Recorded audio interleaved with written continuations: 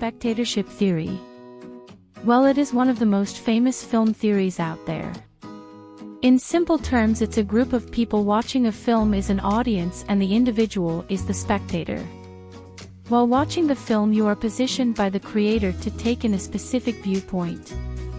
An example of this is in James Bond films. You are positioned to see Bond as the hero, the women desirable, and Blofeld the evil villain.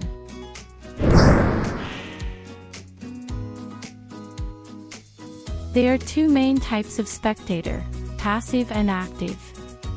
An active spectator brings their own preconstructed ideas and past experiences to their viewing of the film. This means that each viewer has a unique and personal experience with the film. An example of this is in the film Spotlight.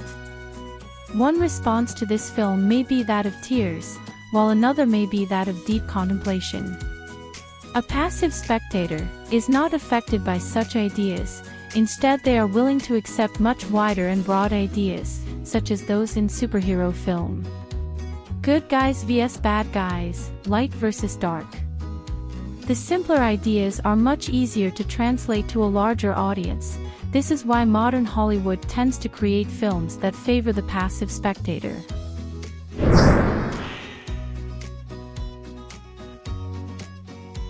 Cultural theorist Stuart Hall suggested that when presented with a text, in our case a film, we can make three different readings. Preferred reading, a negotiated reading, and lastly an oppositional reading of the film. The preferred reading is often the easiest and most passively created by us, the spectator. This is usually the interpretation intended by the directors and writers. A negotiated reading accepts the broad strokes of the preferred reading, but alters some key concepts to the spectator's circumstances, changing it to the spectator's own experiences and their own baggage.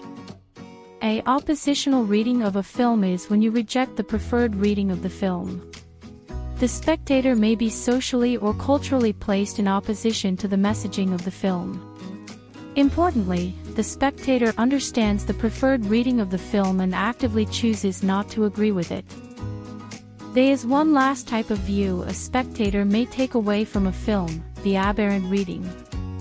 This happens when the spectator takes a wild misinterpretation of what the writers and directors of a film intended.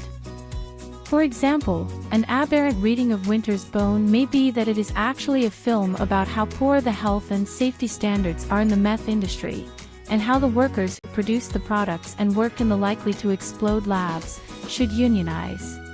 You never blew no lab before. Now, hopefully you should be able to go and explain this complex theory to others.